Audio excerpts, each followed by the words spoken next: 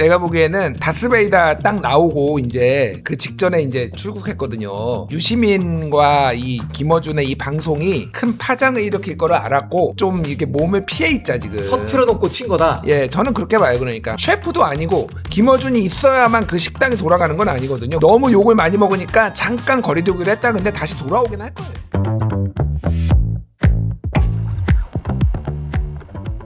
저희가 준비한 첫 번째 의제 바로 시작해 보겠습니다.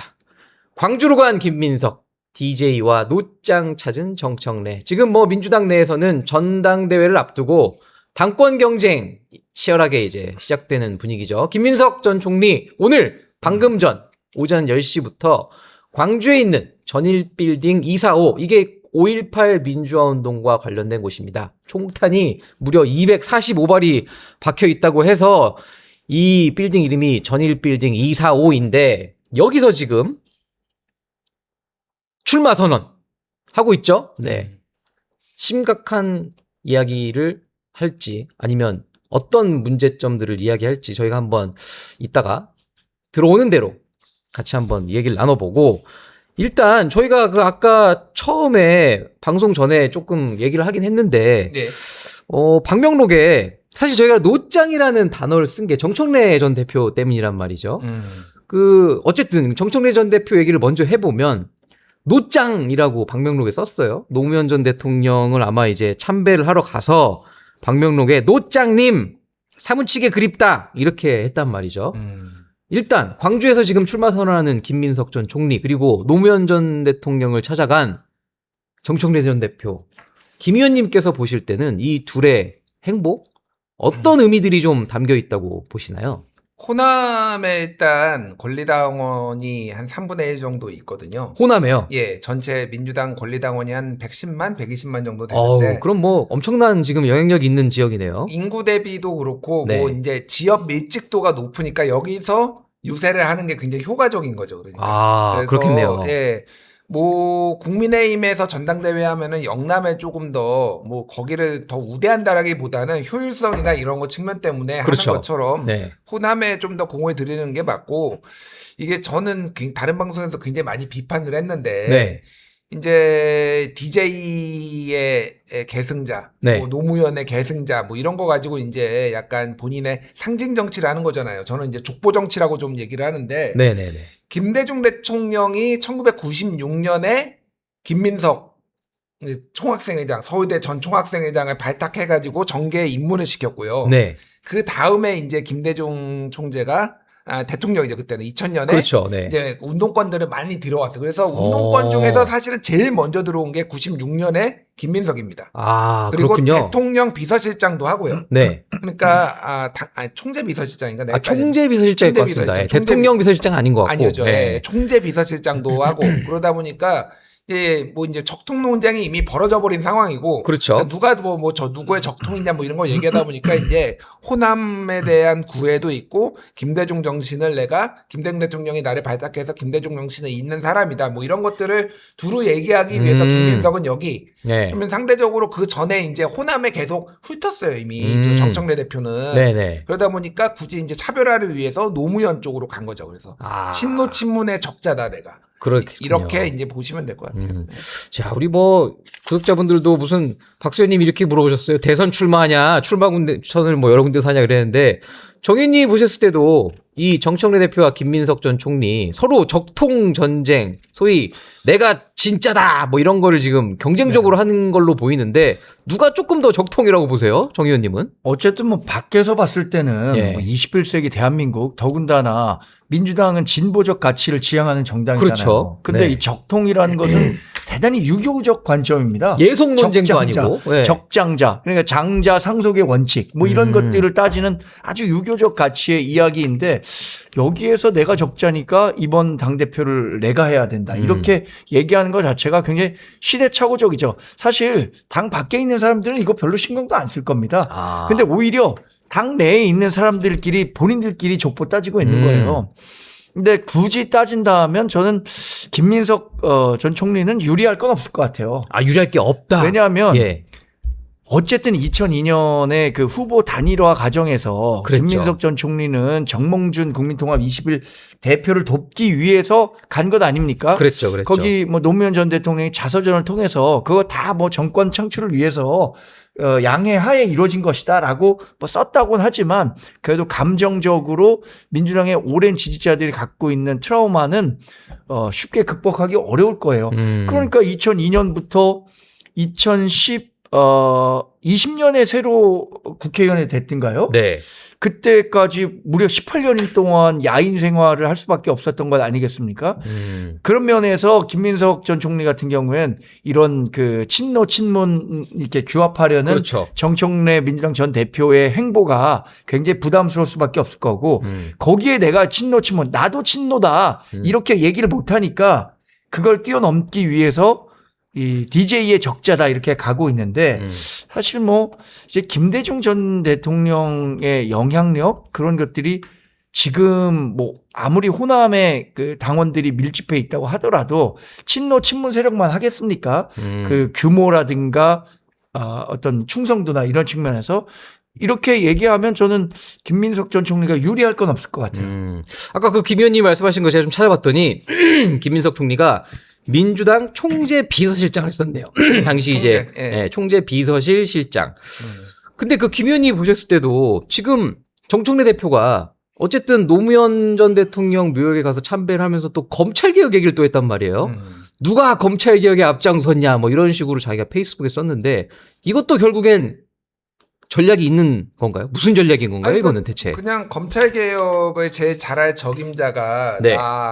정청래다. 뭐 이거 강조한 거고 이게 처음 나온 게 아니잖아요. 그 이제 이재명 대통령이 지방선거 직후에 기자회견에서 보안 수사권에 대해서 네. 당에서 수기해가지고 결론 내면 좋겠다라고 했는데 그 사흘 뒤에 보안 수사권 전면 폐지 페이스북에 딱 올렸잖아요. 7글자로 올렸죠. 선명성 경쟁을 지금 하려는 거예요. 그러니까 선명성. 선명성. 예, 선명성 검찰 개혁에 대해서. 근데 제가 이제 오랫동안 비판해 왔던 거는 노무현 대통령의 정신이 네. 검찰 개혁 뿐이냐. 그러니까 뭐 검찰 개혁도 하나 그 중에 하나였죠. 뭐 검사와의 대화도 하고 뭐 검찰의 기득권 뭐 이런 뭐 수사에 대한 뭐 독점적 유지 그러니까 지위 뭐 이런 것들도 했지만은 노무현 대통령은 굉장히 아주 입체적인 인물이잖아요. 그렇죠. 그러니까 기득권 타파도 있고 지역주의를 깨기 위해 본인이 네. 계속 낙선하면서 부산에 3번 이제 낙선했던 것 때문에 이제 바보 노무현도 된 것도 있고 그리고 뭐 검찰개혁 뭐 검찰개혁도 있지만은 국익을 위해서는 지지층과도 거리를 두고 한미 FTA를 해야 된다. 그랬죠. 파병 문제도 있었고. 예, 그리고 이라크 파병도 네. 우리가 지금은 어쩔 수 없다라고 해서 국익 중심의 사고를 한 것도 노무현이잖아요. 그렇죠. 그리고 마지막에 이제 진짜 노무현 대통령이 가장 관심이 있었고 집중했던 거는 정치 개혁이었어요, 사실은. 아, 정치 개혁이요? 예, 그래서 이런 식으로 싸우면은 다 네. 망한다. 그래서 이제 대연정 뭐 아, 이런 것도 제안을 그랬죠, 하고 그랬죠. 물론 이제 그때 박근혜 대표가 안 받았지만은 네. 대연정도 있고 선거제도 개혁도 해야 된다. 소선거구제가 이제 문제가 많다. 이런 식으로 영남과 호남이 갈라져서 이게 다 노무현 정신이거든요. 아. 근데 굉장히 협소하게 어떤 사적 보복이나 원한을 이제 해소하는 도구로 검찰 개혁을 그동안 얘기를 했고 그랬죠. 많은 정치인들이 그게 이제 뭐 유시민 전 노무현 재단 이사장이라든지 그랬죠. 뭐 이런 분들이 오직 노무현의 정신은 검찰 개혁만 얘기를 하는 거예요. 물론 다른 것도 얘기하기는 했겠지만 그걸 주목을 못 받은 거고 정청래 대표가 또 검찰 개혁 얘기를 하는 거는 제가 보기엔 굉장히 부적절하고 그냥 이거는 전당대회 이후에 하는 게 맞다. 검찰 개혁 지금 나오고 있는 논쟁들을 왜냐하면 이게 정쟁의 당내 갈등의 시발점이 될 수 있다라고 보거든요. 그래서 8월 17일 당에서도 좀 정리를 해줬으면 좋겠다. 이 부분은 본인이 뭐 마케팅 하는 건 어쩔 수 없지만은 전당대회 중에 이거 뭐 검찰개혁 뭐 법안을 처리하네 이런 거는 조금 선을 그어줬으면 좋겠다 그 생각이 듭니다. 오늘 또 근데 정청래 대표가 자기 페이스북에다가 노무현 전 대통령의 노사모 동창회라는 후일담을 올리면서 어쨌든 또 노무현 전 대통령과의 인연을 계속 강조를 했단 말이에요. 그러면서 이런 글도 하나 올린 게 있었어요. 말하기 좋아하는 제가 지금은 말의 감옥에 갇혀 살았다. 믿으시겠냐? 정 의원님, 진짜 말하기 좋아하시는 분이 그 정청래 대표가 진짜 말하기 좋아하시잖아요. 그분이 진짜 뭐 하고 싶은 말이 많은 것 같은데 이거 누구 겨냥한 걸로 해석이 되는 건가요? 이거는? 그런데 그 말하기 좋아하는 분이라는 건 제가 인정하는데 네. 감옥에 스스로 본인을 네. 영어의 몸으로 가둬놨었다는 것에 대해서는 동의하기 좀 어렵습니다.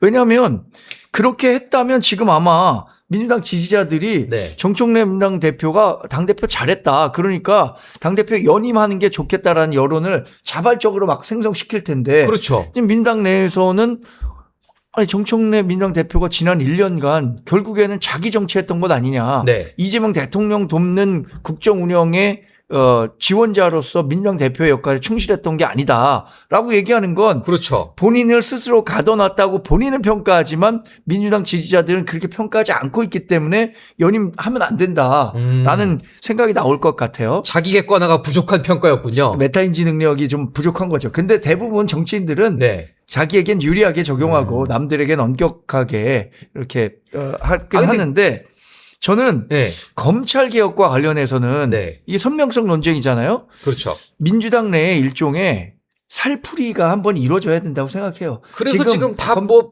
수사권 뺏고 지금 그러니까 뭐 해체하고 다 했잖아요. 지금. 검찰청 폐지하고 네. 그다음에 보안 수사권도 완전히 박탈하고 이런 식의 완벽한 살풀이가 한번 이루어져 봐야 아 이제 할 만큼 했다라고 생각하고 그때서야 아마 이런 그 후회가 생기기 시작할 겁니다. 한 3, 4년쯤 지났을 때 진짜로 이 검찰청 폐지와 보안 수사권이 없어졌었을 때 민생 네. 문제로 이게 경찰 수사를 받거나 하는 사람들 있잖아요. 지금 경찰에서 일선 수사 기간 있잖아요. 네. 과거에 검찰이 있었을 때보다 2배 이상 길어졌다, 3배 이상 길어졌다 하고 있는 아우성이 터져 나오고 있어요.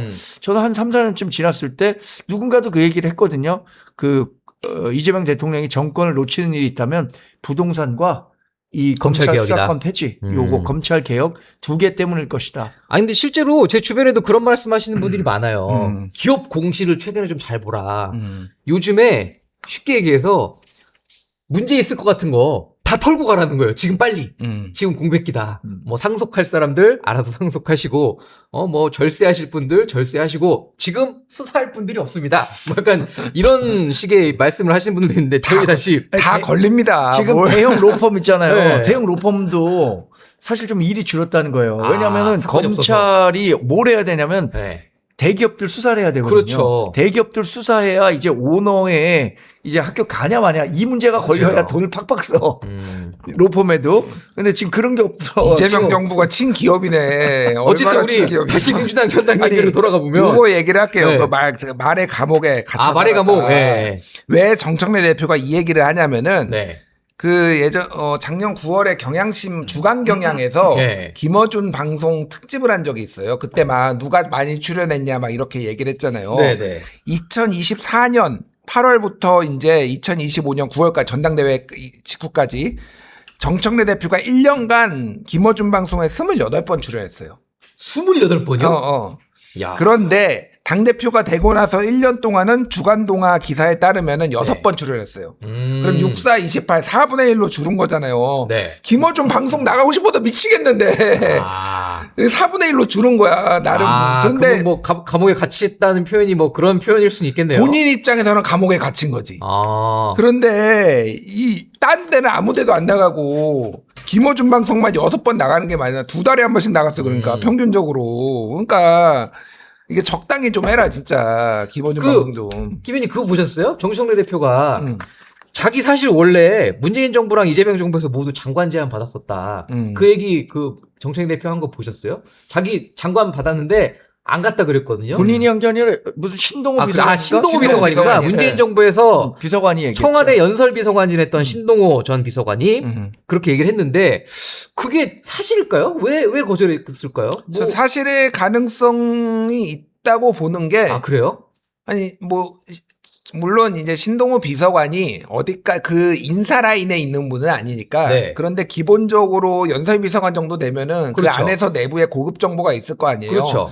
최소한 굉장히 검토까지는 내밀하게 됐을 가능성이 높고 문재인 정부 때는 그 이분이 잘 알겠죠. 그 이재명 정부 때는 솔직히 잘 모를 그러니까요. 수도 있어요. 네. 그런데 아마 그거를 고위관계자나 이쪽 분들하고 소통하면서 했을 가능성이 있고 제가 알기로도 약간 검토가 있었던 걸로 알고 있어요. 그래요? 뭐 어디 무슨 검토가 있었어요? 아니, 그러니까 뭐 네. 이거는 아주 구체적이진 않은데 네.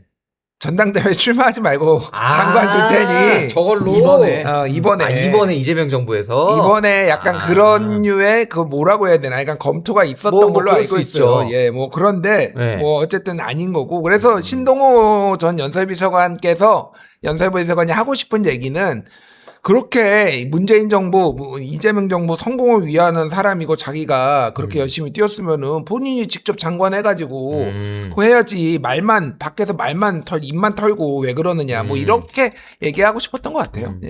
자, 우리 뭐 정청래 전 대표 때문에 저희가 아까 방송 시작하기 전부터 노짱 얘기를 하면서 우리 시청자분들도 지금 뭐 아직도 댓글창에서 서로 야 이게 무슨 노짱이 일베 언론이 아니네 이렇게 계속 논쟁을 벌이시는데 제가 팩트 체크 해드렸잖아요, 그러니까. 저희가 다시 한번 말씀드리지만 노짱은 우리 노사모 회원들이 고 노무현 전 대통령을 친근하게 부르는 애칭이었다고 합니다. 그리고 실제로 정청래 전 대표도 노짱 보고 싶습니다 했나요? 뭐 아무튼 그거를 방명록에 썼었고 저희 그래서 동아일보 유튜브는 사무치게 그립습니다. 네, 동호 선택에 하나하나 신중을 기하고 있다는 말씀을 드린다고 꼭 얘기해달라는 제작진의 의견이 있었습니다. 근데 이번 시청자님들의 전당대회를 앞두고 의견을, 있잖아요. 네. 뭐 송영길 의원도 지금 전당대회 후보군이잖아요. 3파전의 한 축이죠. 근데 뭐 송영길 의원도 전당대회 나가지 말고 네. 외교부 장관 하는 게 어떠냐라는 이야기들이 뭐 정치권에서 있었죠. 있는 것처럼 네. 사실 정청래 민주당 전 대표는 저는 문재인 정부 시절에 입각 제의 있었을 가능성이 굉장히 크다고 생각해요. 이재명 정부 때. 아니 문재인 정부 때. 근데 이번 정부 때는 잘 모르겠어요. 왜냐면 문재인 정부 때는 이 2016년부터 2020년까지 정청래 민주당 전 대표가 무직자였어요. 그냥 방송인이었습니다. 그랬나요? 그때 판도라 나와서 이재명 네. 뭐 나는 생각하기도 싫다 이런 얘기하고 다니는 방송인이었기 때문에 네.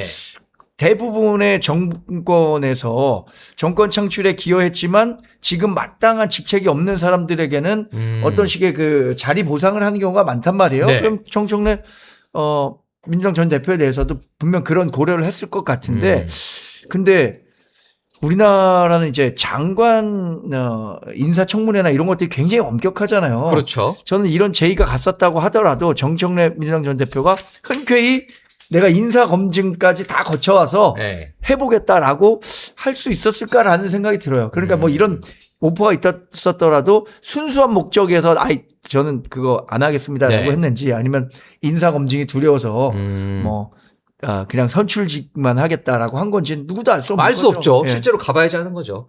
자, 그런데 좀 특이한 일이 하나 최근에 있었던 게 원래 이 문조 털레 이후에 우리 김 의원님 분석에 따르면 중심축에 있는 털씨, 예, 김어준. 예, 김어준 씨가 파리에 한식당을 개업했답니다. 보셨어요? 그거? 예, 저도 그 기사 봤는데. 영상으로 봤고요. 근데 갑자기 파리에 한식당 왜 온 거예요? 이거? 오랜 자기의 로망이었대요. 로망이요? 예, 김어준의 주장에 따르면은 로망이요? 저는 뭐 그럴 수 있다고 봐요. 어. 예, 뭐 예를 들면은 예전에 뭐 SM 엔터테인먼트의 이수만 회장. 이수만. 예, 이분이 와인을 너무 좋아해가지고 네. 무슨 와인 사업인가를 뭐를 했었어요. 근데 별로 흑자를 못 냈는데 예. 사내에서는 막 이런 논란들이 있었는데 그냥 회장 취미인데 뭐 돈이 많으니까 뭐 이런 게 그러니까 김어준 총수 정도 되면은 네. 이게 여기가 딴지그룹이 네. 지난해 그 매출액이 455억이에요. 거의 뭐 중소기업 반열에 올라섰죠. 예, 그런데 여기 직원이 한 30명밖에 안 돼요. 1인당 매출액이 한 14억씩 됩니다. 그러니까. 어마어마해요. 그러니까. 거의 뭐 예. 뭐 IT 기업 같은 그 영업이익이 지금 뭐 그런데 그러니까 예. 제가 말하는 거는 돈이 많다라는 거예요. 예. 김어준의 이 비즈니스 모델 자체가 자발적으로 자기 지갑을 열게 만드는 일종의 팬덤이잖아요. 그렇죠. 굿즈 사고 막 이런 거 아니에요. 뭐 네. 만년필 같은 거 뭐 이런 거 막 10만 원, 20만 원씩 하는데도 막 다 산다는 거 아니에요. 네. 뭐 이렇게 들어간 거. 막 그 토크 콘서트도 하고 그러잖아요. 그러니까 전국 네. 순회 이제 토크 콘서트도 하고 막 유명한 정치인들 문재인 전 대통령도 오고 막 이러니까 기본적으로 비즈니스 모델이 그렇게 돼 있고 돈이 너무 많다 보니까 이제 한 거는 맞는데 그러니까 왜 이 시점이냐라는 거죠. 그렇죠. 그리고 전당대회 앞두고 뭐 이렇게 어른졸할 줄 알았더니 파리 가가지고 조선 스테이크 팔고 있더라고요. 6만 튀었다. 원짜리. 지금 튄 건가요? 약간의 네. 내가 보기에는 다스베이다 딱 나오고 이제 그 직전에 이제 출국했거든요. 그래서 이 유시민과 이 김어준의 이 방송이 큰 파장을 일으킬 거를 알았고, 그래서 좀 이게 몸을 피해 있자 지금. 터트려 놓고 튄 거다. 예, 저는 그렇게 봐요. 그러니까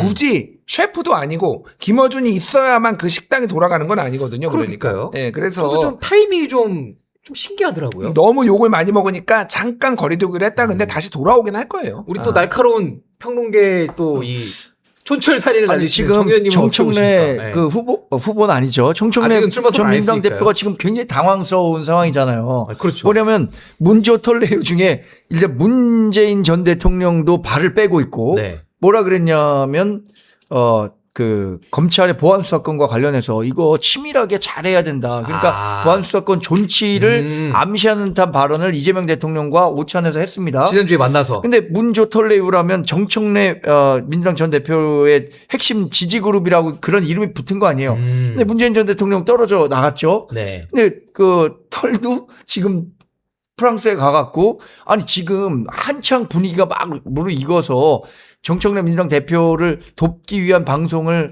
해야 되는 김어준 씨가 그렇죠. 파리에 가갖고 그냥 뭐 스테이크나 굽고 있으면 당황스럽죠. 뭐 약간 좀 아무튼 타이밍이 좀 신기한 뭐 그런 지금 상황이었던 근데 것 그런 같아요. 생각은 해요. 뭐 개인적으로 갖고 있었던 뭐 네.